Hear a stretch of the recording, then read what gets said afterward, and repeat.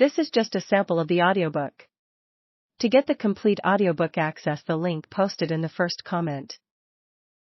If I had never fallen in with Marcus in Puno, I might never have met Kevin or crossed paths with Carl. If I hadn't met Carl that morning in La Paz, Kevin might well have spent Christmas with his family, and poor old Marcus might still be wandering South America with his girl.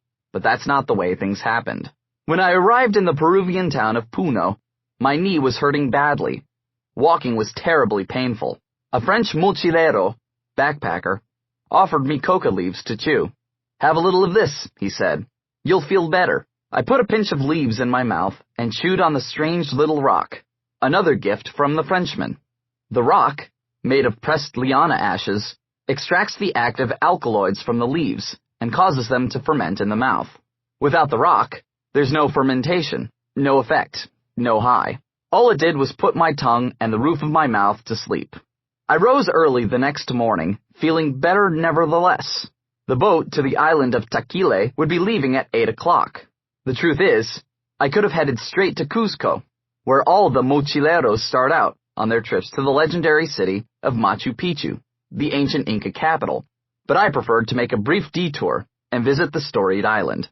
Taquile rises out of Lake Titicaca, the highest navigable lake in the world. The shores of the lake were filthy, but when one looked out toward the horizon, the water was shimmering. Mountainous islands peeked through the mist that blanketed the lake. It was a beautiful sight. I had no difficulty finding the ferry. In effect, it found me. "Taquile or Los Uros?" a small boy asked me. "Taquile," I answered. He led me to a boat on which a few people were already waiting. A few young Germans and a group of French youths who were staying at the same hotel as I was. I took a seat close to the stern and read a book. Soon it was time to start. The pilot, in Indian, stuck out a long pole, which he used as both rudder and oar, and gestured to the boy to cast off the rope securing the nose of the boat and push us away from the dock. "Espera, espera!" Wait. A mochilero, running, panting, cried breathlessly and climbed down into the boat. "I almost missed it," he said to the Indian in Spanish. "Gracias." He sat beside me, and as I moved to make room for him, he smiled at me. "You're Israeli," he said in English.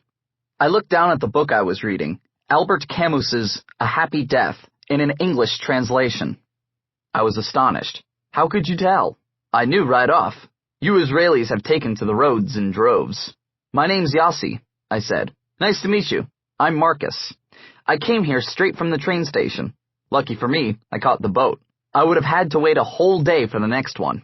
Marcus went on talking as if we were old friends. "The train was the pits. I left Juliaca early this morning. It's impossible to get anything to eat on that train. I haven't had a bite. I hope we get to the island fast. I'm starving." I pulled a roll, some cheese, and an orange out of my pack and offered them to him. "Thanks," Marcus said. "I've noticed Israelis always share whatever they have. I appreciate it." He made himself a sandwich of the roll and cheese and ate hungrily. The orange was his dessert. "I'll pay you back when we get to the island." "Forget it," I told him. "I've heard things are expensive in Taquile. If it's all right with you, we could stay together tonight and share our food." "I'm in." Marcus turned to the Germans and had a lively conversation with them in their language. Then he turned to the French group and spoke French with them. He had a compelling personality, and in no time we were all acquainted, talking and joking like him.